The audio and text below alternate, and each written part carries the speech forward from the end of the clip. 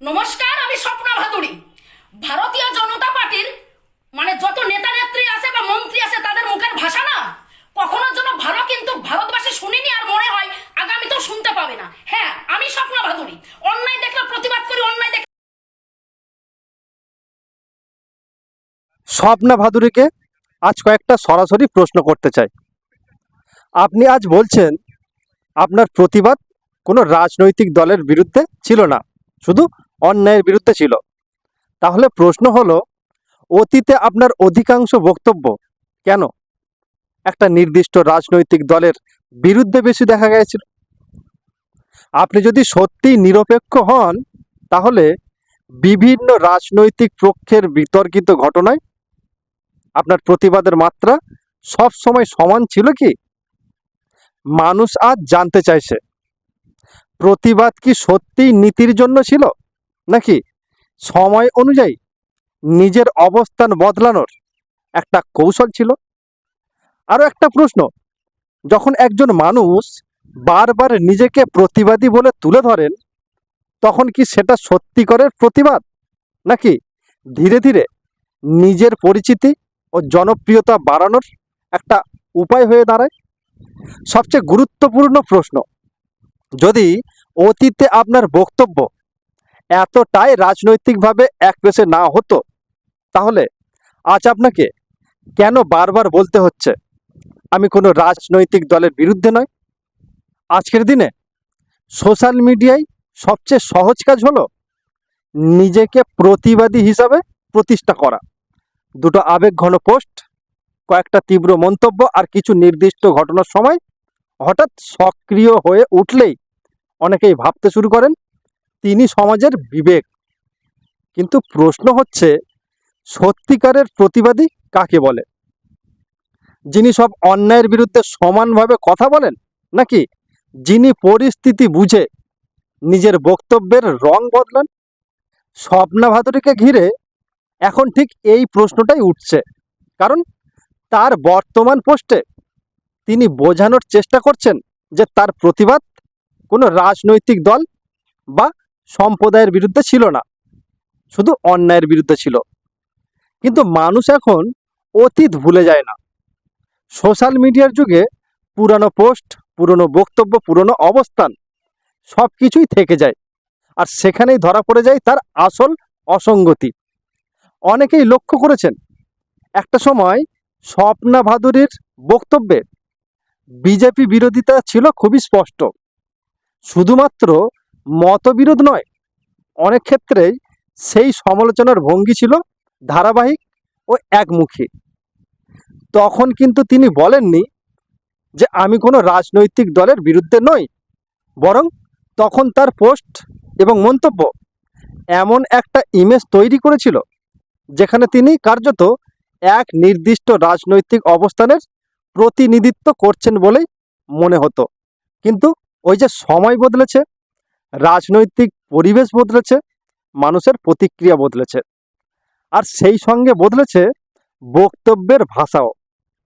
এখন বলা হচ্ছে আমি শুধু অন্যায়ের বিরুদ্ধে কথা বলবো, আর এখানেই সাধারণ মানুষের মধ্যে সন্দেহ তৈরি হচ্ছে। কারণ সত্যিই প্রতিবাদ নিরপেক্ষ হতো, তাহলে সেই নিরপেক্ষতা অতীতেও সমানভাবে দেখা যেত। কেন একটা নির্দিষ্ট সময় পর্যন্ত একদিকেই কণ্ঠস্বর বেশি জোরালো ছিল? কেন অন্য ঘটনাগুলোর সময় একই তীব্রতা দেখা যায়নি? এই প্রশ্নগুলোর উত্তর আজও পরিষ্কার নয়। স্বপ্না ভাদুরীর সবচেয়ে বড় দুর্বল জায়গা এখানেই, তার বক্তব্য আর তার পুরনো অবস্থানের মধ্যেই অসঙ্গতি। মানুষ এখন আর শুধু কথাই বিশ্বাস করে না, মানুষ ধারাবাহিকতা দেখে। একজন ব্যক্তি আজ যা বলছেন, কাল তার উল্টো অবস্থানে থাকলে মানুষ সেটাকে চিন্তার পরিবর্তন হিসাবে নয়, অনেক সময় সুবিধাবাদ হিসাবেই দেখেন। আরও একটা বিষয় এখন অনেকেই খেয়াল করছেন, কিছু মানুষ এমনভাবে নিজেদের উপস্থাপন করেন যেন প্রতিটি সামাজিক বিতর্কে তাদের অবস্থানই সবচেয়ে বেশি গুরুত্বপূর্ণ।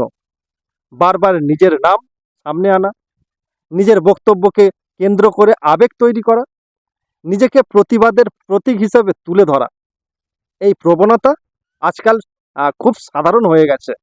কিন্তু যখন সেই ব্যক্তির পুরনো অবস্থান ঘেঁটে দেখা যায় যে প্রতিবাদের ভাষা সব সময় সমান ছিল না, তখন মানুষ প্রশ্ন তো তুলবেই।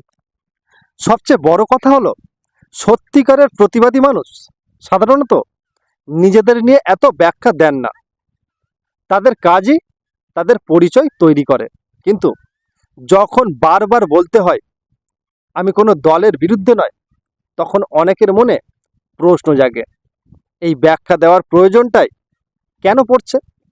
মানুষ কি তাহলে আগের আচরণ দেখে সেই ধারণা তৈরি করেছে? আজ দর্শক আগের মতো সরল নেই। তারা আবেগের পাশাপাশি পর্যবেক্ষণও করেন। তারা দেখেন কে কখন কোন কথা বলছে, কোন ঘটনায় সরব হচ্ছেন, আর কোন ঘটনায় নীরব থাকছেন। আর সেখানেই ধরা পড়ে যায় নির্বাচিত প্রতিবাদ আর প্রকৃত প্রতিবাদের পার্থক্য। অনেকেই মনে করছেন স্বপ্না ভাদুরীর মূল সমস্যা হলো তিনি এখন এমন একটা ইমেজ তৈরি করতে চাইছেন যা তার অতীত বক্তব্যের সঙ্গে পুরোপুরি মেলে না। আর এই অমিলটাই ধীরে ধীরে মানুষের চোখে তার বিশ্বাসযোগ্যতাকে প্রশ্নের মুখে ফেলেছে। কারণ মানুষ ভুলে যেতে পারে, কিন্তু ইন্টারনেট ভুলে যায় না। পুরনো পোস্ট, পুরনো মন্তব্য, পুরনো অবস্থান সব কিছু একদিন ফিরে আসে। আর তখন আমি নিরপেক্ষ বললেই মানুষ আর সহজে মেনে নেয় না। তখন মানুষ বিচার করে কে সত্যিই অন্যায়ের বিরুদ্ধে ছিল, আর কে পরিস্থিতি অনুযায়ী নিজের অবস্থান পাল্টেছে। আর শেষ পর্যন্ত একটাই কথা সবচেয়ে গুরুত্বপূর্ণ, প্রতিবাদ যদি সত্যি নীতির জন্য হয় তাহলে সেটা কখনো সুবিধা বুঝে বদলায় না। আর যদি বদলায় তাহলে মানুষ সেটাকে প্রতিবাদ নয়, অবস্থান বদলের রাজনীতি বলেই দেখে। এবার প্রশ্ন আপনাদের কাছে, আপনাদের কি মনে হয় প্রতিবাদ সবসময় সমানভাবে হওয়া উচিত, নাকি রাজনৈতিক সুবিধা বুঝে বদলে যাওয়া উচিত?